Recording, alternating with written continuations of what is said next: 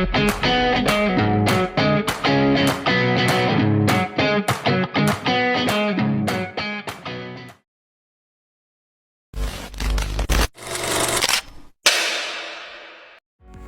teman-teman, pada saat ini kami akan membahas mengenai interaksi obat dengan makanan.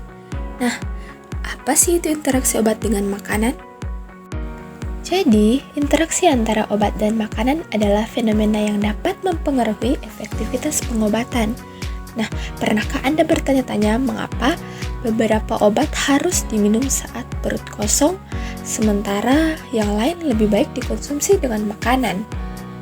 Dalam video ini, kita akan membahas bagaimana makanan dapat meningkatkan atau menurunkan efektivitas obat yang Anda konsumsi.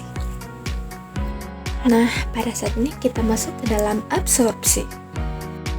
Absorpsi obat adalah proses masuknya obat ke dalam peredaran sistemik setelah dikonsumsi.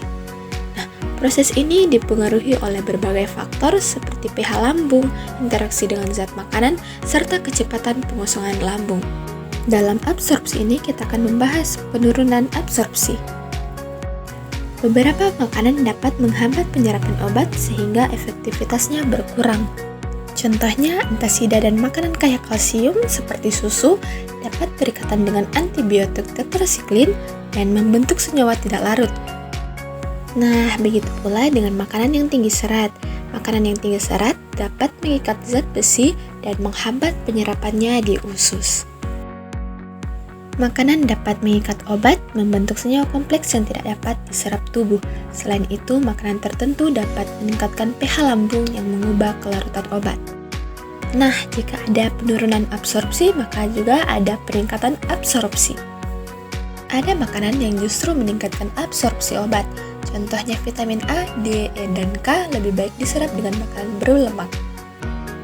Jus grapefruit juga dapat meningkatkan bioavailabilitas beberapa obat seperti statin dengan menghambat enzim yang memetabolisme obat di hati.